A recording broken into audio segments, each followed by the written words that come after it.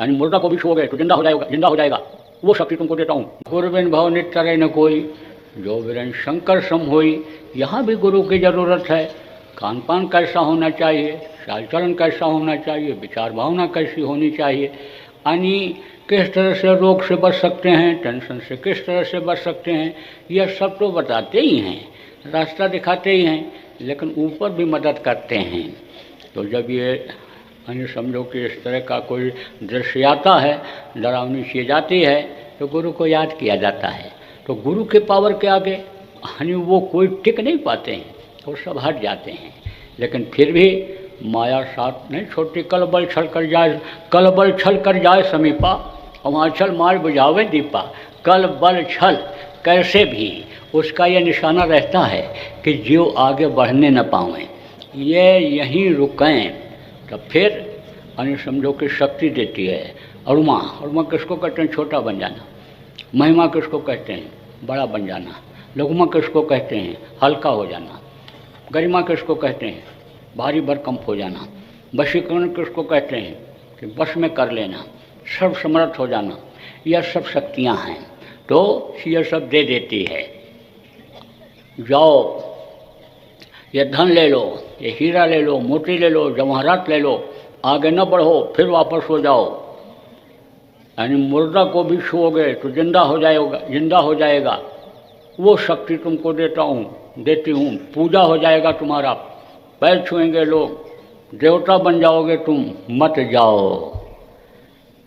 अब जो अगर ले लिया, रुक गया, तो फिर लौट आया, फंस गया। और अगर गुरु के वचन को याद रखा, जो बराबर सत्संग में आगाह करते रहते हैं कि छोटी चीज़ों की इच्छा मत करो, बड़ी चीज़ की इच्छा करो। अब आप ये समझो, दुनिया की ये चीज़ें परमात्मा भगवान खुदा जिसको कहते हो उसने बनाया।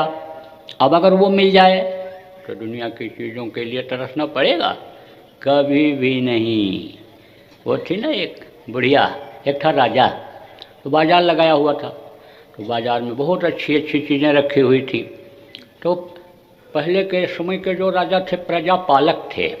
प्रजापालक का मतलब क्या होता है? किसी को कोई तकलीफ न हो। तो गरीब अमीर हर तरह के लोग होते हैं राज्य में।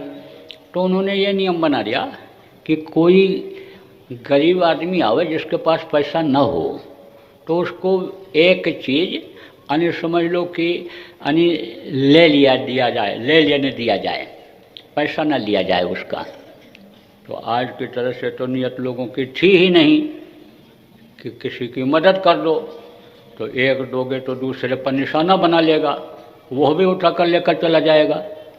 रात में मेहमान आ गया, आपने तो सोच लिया कि ये देवता हैं, रजाई बढ़िया आपने निकाल के बढ़ा दिया, आप सोते ही रह जाओगे, सुबह लेकर निकल जाएगा। तो आज की तरह से नियत नहीं थी। उस समय दूसरे के धन को लोग जहर समझते थे।